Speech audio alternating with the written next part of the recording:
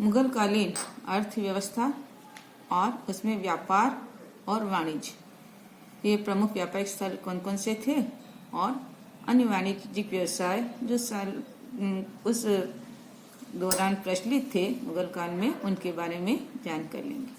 फिर है धर्म और संस्कृति। मध्यकाल के अंदर भारत के अंदर भक्ति आंदोलन, हिंदुओं के अंदर भक्ति आंदोलन का उदय हुआ था और सूफी आंदोलन जो है मुस्लिम संप्रदाय में इसका उदय हुआ था। तो सूफी संत कौन कौन से प्रमुख हुए थे, भक्ति और सूफी आंदोलन के उदय के क्या कारण रहे और किस प्रकार इन आंदोलनों से भारत के अंदर एक धार्मिक और सामाजिक सहिष्णुता का वातावरण बना, उनके प्रभाव के बारे में देखेंगे। फिर है इकाई फोर्थ, मुगलों का सुदृढ़ीकरण और क्षेत्रीय विस्तार। जो प्रमुख मुगल सम्राट हुए थे उनमें बाबर, हुमायूं और अकबर, जहांगीर, शाहजहां और औरंगजेब। इस क्रम में हम जो है मुगल सम्राट अकबर, जहांगीर, शाहजहां और औरंगजेब के द्वारा जो सत्ता के सुदृढ़ीकरण के कार्य किए गए उनके बारे में और मुगल साम्राज्य के विस्तार के बारे में देखेंगे। फिर मुगल साम्राज्य 1707 तक का, उसमें मुगलों की राजपूत नीति जो उन्होंने हिंदू के साथ अपनाई थी, फिर उनके रिलेशन क्या थे आपस में, फिर सिख, दक्षिण भारत के राज्य, मराठे, फारस यानी ईरान और मध्य एशिया के साथ मुगलों के क्या संबंध रहे। तो प्रमुख मुगल शासकों के काल में जो इनकी विदेश नीतियाँ थी इन राज्यों से संबंधित, उनके बारे में देखेंगे और उनके क्या परिणाम रहे। फिर मुगल शासन व्यवस्था और संस्थाएं, यानी प्रशासनिक व्यवस्था क्या थी, केंद्र और प्रांतीय जो सूबे जो थे उनमें कौन कौन सी प्रशासनिक संस्थाएं थी उनके बारे में, और फिर भू राजस्व व्यवस्था, लैंड रेवेन्यू सिस्टम देखना है, और मनसबदारी प्रथा, यानी जो मुगल सेना के अंदर एक व्यवस्था जिसमें मनसबदारी प्रथा जो अकबर ने अपने शासनकाल में शुरू की थी, उसे भी हम डिटेल में देखेंगे। मनसबदारी प्रथा क्या थी और इसका क्या प्रभाव रहा था, उसके बारे में देखना होगा विस्तार से। समाज और अर्थव्यवस्था, इसमें कृषि, तत्कालीन व्यापार और वाणिज्य। फिर है सामाजिक वर्ग, समाज में कौन कौन से वर्ग थे, उलेमा यानी मुस्लिम धार्मिक प्रमुख वर्ग जो होता है, और फिर जागीरदार, जमींदार जो जमीन के मालिक थे, उन फिर किसान, शिल्पकार और कृषि श्रमिक जो किसी दूसरे की भूमि के ऊपर खेती करते थे, उसके एवज में उन्हें जो पारिश्रमिक नकद या जिन्स के रूप में मिलता था, वे कृषि श्रमिक कहलाते थे। उन सभी सामाजिक वर्गों की अवस्था क्या थी उस समय की, उसके बारे में देखना। फिर ये स्त्रियों की दशा क्या थी मध्यकाल के अंदर, 1000 से 1707 ईस्वी तक हिंदू मुस्लिम समाज के बारे में स्त्रियों की जो अवस्था थी उसके बारे में देखना। फिर धर्म और संस्कृति, इसमें अकबर की और औरंगजेब की धार्मिक नीति और सहिष्णुता का विकार, यानी अकबर की धार्मिक सहिष्णुता की जो नीति थी जिसे सुलह कुल की नीति भी कहा जाता है, और उसका प्रभाव मुगल साम्राज्य की सुदृढ़ता था।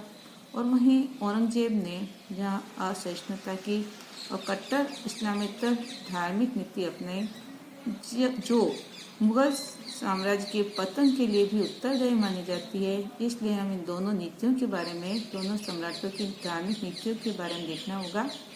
उसके बाद इस काल में किस प्रकार जो समाज के अंदर सहिष्णुता का विकास हुआ था, सामाजिक धार्मिक सहिष्णुता का, उसके बारे में देखना है। फिर अंतिम इकाई 5वीं, मुगल साम्राज्य का विघटन एवं पतन।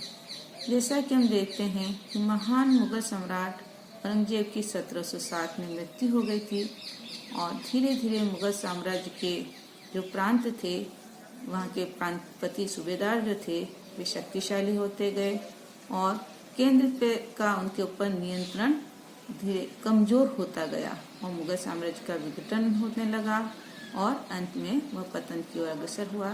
तो मुगल साम्राज्य के पतन के कौन कौन से कारण परिस्थितियाँ थी वो देखना होगा। फिर बहमनी, विजयनगर साम्राज्य और मराठा। दक्षिण भारत में तुगलक वंश के अंतिम जो अवस्था थी, काल था, उस समय एक मुस्लिम साम्राज्य की स्थापना हुई थी, जिसकी स्थापना हसन बहमन शाह गंगू ने की थी, जो बहमनी साम्राज्य के नाम से जाना जाता है। कालांतर में ये 5 छोटी छोटी रियासतों में विभक्त हो गया था।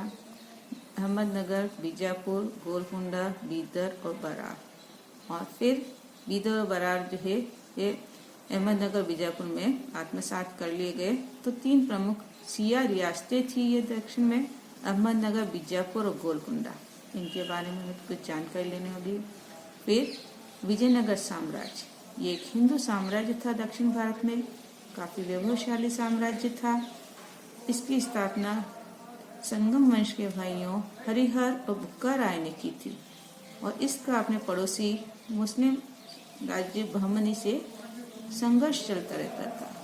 यूं तो ये बहमनी साम्राज्य की स्वतंत्र रियासतें आपस में झगड़ती रहती थी, लेकिन जब इनका किसी एक रियासत का विजयनगर से संघर्ष होता तो ये पांचों एक हो जाते और अंत में तालीकोट का युद्ध हुआ, उसमें विजयनगर साम्राज्य का अंत हो गया था। फिर दक्षिण भारत में मराठा, जो मराठा शासक छत्रपति शिवाजी के नेतृत्व में मराठा शक्ति का उदय हुआ। फिर मराठा छत्रपति संभाजी, फिर शाहू और इसके बाद पेशवाओं के काल में जो मराठा शक्ति का विस्तार और प्रभाव था भारतीय राजनीति में, उसके बारे में हम चर्चा करेंगे। यह मुगलकालीन प्रशासन व्यवस्था, समाज और अर्थव्यवस्था। यह मुगलकालीन कला, जिसमें चित्रकला, संगीत कला और अन्य कलाएं जो समय की थी वह, और वास्तुकला यानी भवन निर्माण कला, उसके बारे में जो मुगल काल के अंदर भारतीय स्थानिक जो कलाएं थी उसमें किस प्रकार कुछ बदलाव आया, कुछ मुगलकालीन शैली के नाम से जो जाना जाता है, उनके बारे में हमें देखना होगा। धन्यवाद।